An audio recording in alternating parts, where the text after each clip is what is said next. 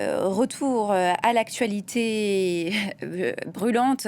Les gardiens de la révolution en Iran qui affirment à ce stade avoir ciblé 500 cibles liées aux États-Unis et Israël, alors que le conflit déborde désormais au Liban via la riposte du Hezbollah la nuit dernière, et Israël qui vit désormais au rythme des alertes. On va retrouver notre correspondante à Jérusalem, Claire Duhamel. Bonjour Claire, vous êtes toujours avec nous. Il y a eu des frappes cet après-midi dans le centre d'Israël. Quelles sont vos informations ? Bonjour. Oui, plusieurs frappes iraniennes au troisième jour de la guerre, mais pas de victimes selon les autorités israéliennes. Il y a néanmoins eu des blessés dans la ville de Beersheba qui se trouve au sud du pays. 19 personnes blessées, une personne blessée gravement dans ce qui est qualifié comme un impact direct d'un missile balistique iranien dans le centre-ville de Beersheba qui a laissé un large cratère. Les secours s'attellent à récupérer dans les décombres certaines personnes toujours en vie selon les autorités israéliennes qui sont bloquées à l'intérieur des décombres. L'armée israélienne, qui a donné aujourd'hui un briefing à la presse étrangère, estime que les Iraniens changent progressivement de stratégie, qu'il y a moins de tirs de missiles balistiques contre Israël, mais que lorsqu'il y a des barrages de missiles balistiques, ceux-ci sont beaucoup plus fournis. En ce sens, c'est plutôt la stratégie iranienne plutôt que des frappes isolées, puisque les gardiens de la révolution islamique d'Iran savent qu'il est plus facile de submerger le système de défense aérien israélien si de nombreux missiles balistiques sont tirés en même temps. Il n'y a néanmoins pas de mouvement de panique dans la population israélienne qui reste très disciplinée, qui obéit aux règles du commandement du front intérieur, aller aux abris lorsque les sirènes retentissent dans les villes israéliennes et sur les téléphones des gens qui sont dans les régions menacées. Néanmoins, on l'a vu hier, quand il y a des impacts de missiles balistiques, cela peut faire d'immenses dégâts. C'était le cas à Beth Shemesh. 8 personnes ont été tuées, des dégâts matériels absolument immenses. Aujourd'hui, il y a eu les funérailles de certaines de ces victimes, beaucoup d'émotions en Israël et la conviction que si Israël n'avait pas un système de défense antiaérien aussi performant, des victimes, il y en aurait beaucoup plus au cours de la riposte iranienne. Claire Duhamel, vous restez avec nous. L'Iran qui se battra, je cite, quel que soit le prix, selon son responsable de la sécurité. Frappes également à Téhéran à la mi-journée, où on va retrouver notre correspondant Siavosh Ghazi. Bonjour Siavosh, vous êtes sur le lieu d'une frappe à Téhéran. Oui, absolument. Je suis sur la place, Niloufar, qui se trouve dans le centre de la capitale iranienne. Ici, derrière moi, ce que vous pouvez voir, ce sont des piles des mécaniques qui sont en train de déblayer ce commissariat qui a été frappé avec 2 missiles ici. Il y a de nombreux cafés dans cette rue qui est très fréquentée. Selon les responsables des sauveteurs, 25 personnes ont été tuées dans la frappe, des civils, et 30 personnes sont toujours disparues, n'ont pas été retrouvées, et il y a de nombreux décès. La frappe est intervenue hier soir, lorsqu'il y a eu des frappes très importantes contre la ville de Téhéran, et ce qui explique ces nombreuses victimes dans le centre de Téhéran. Siavosh, l'armée israélienne qui annonce avoir lancé une nouvelle frappe d'envergure au cœur de Téhéran. On a eu un premier bilan de la part du Croissant Rouge iranien, 555 victimes à ce stade. Que savez-vous de ce bilan ? 131 villes ont été touchées au total. Alors c'est un bilan bien sûr provisoire parce que selon les chiffres officiels, selon les bilans officiels, rien que dans la frappe qui a touché une école dans la ville de Minab, dans le sud du pays, 165 écolières ont été tuées. Demain, il y aura les obsèques de ces écolières dans la ville de Minab, qui sont organisées. Là, il y a 165 personnes.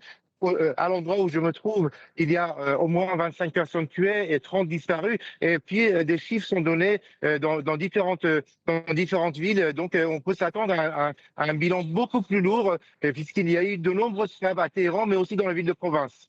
Comment, Siavosh, les Iraniens réagissent face à l'annonce de ce bilan ? Est-ce que la peur a succédé à la joie de l'annonce de la mort d'Ali Khamenei pour une partie des Iraniens ? C'est la peur qui s'installe désormais. La ville de Téhéran est devenue une ville morte.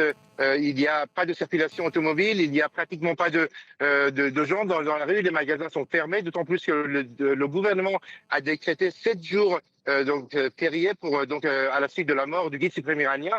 Et donc, beaucoup de Téhéranais commencent à quitter la capitale pour aller se mettre à l'abri à la campagne ou encore au bord de la mer Caspienne. Donc, une destination très prisée par les Téhéranais. Donc, beaucoup de gens commencent à quitter Téhéran pour aller se réfugier. D'autant plus qu'il y a eu des déclarations du Premier ministre israélien, mais aussi du président Trump, affirmant que il y aura des frappes encore plus importantes et que le conflit allait durer sur 4 ou 5 semaines. Dans les premières heures de cette guerre, le pouvoir iranien avait appelé les Téhéranais à quitter la capitale iranienne. Est-ce que les consignes ont changé? Est-ce que vous en recevez ces dernières heures?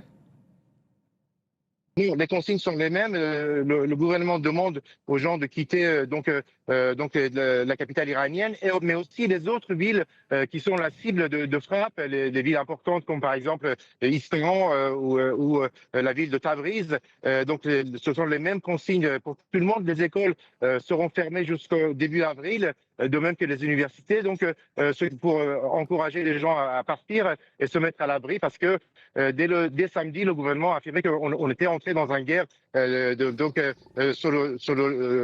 qui va durer plusieurs semaines, et donc les gens devaient se mettre à l'abri.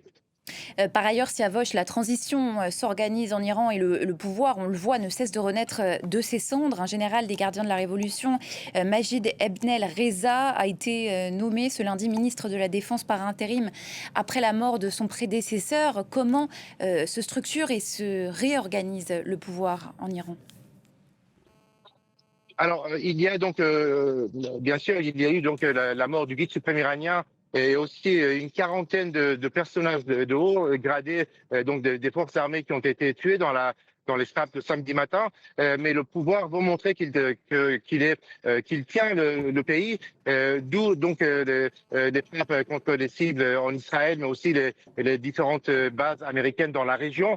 Et aussi des frappes très importantes contre les pays et les monarchies arabes du Golfe Persique, d'où sont partis par exemple des avions américains pour venir frapper des différentes cibles en Iran, à Téhéran, mais aussi en province.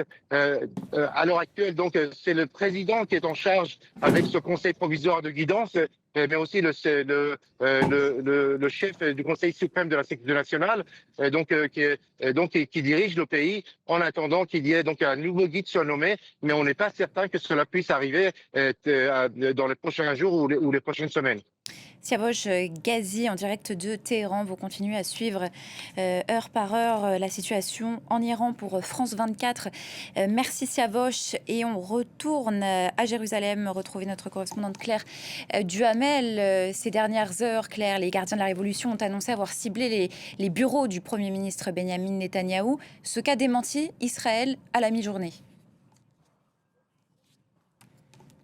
Oui, le bureau du Premier ministre a publié un communiqué disant qu'il s'agissait là d'une fausse information et la version israélienne est vraie puisque ce bureau du Premier ministre il se trouve à 3 km d'ici environ. S'il avait été touché, comme le disent ces sources iraniennes, par un missile Raybar, cela aurait été entendu des kilomètres à la ronde. On peut prendre un exemple. Hier soir, un missile balistique a touché un quartier de Jérusalem-Est à quelques 3 km d'ici également, et je peux vous dire qu'on a entendu très clairement l'immense bruit de l'explosion, et que c'est le cas de toutes les personnes qui habitent à des kilomètres à la ronde. Le bureau du Premier ministre, il est situé rue Haza, dans une rue très fréquentée du centre-ville de Jérusalem-Ouest. Si ce bureau avait été touché, il y aurait eu des témoins, il y aurait eu des images amateurs. Or, ce n'est pas le cas. Conclusion, cette information qui a été donnée aujourd'hui par le média d'État iranien Fars News Agency est vraisemblablement fausse.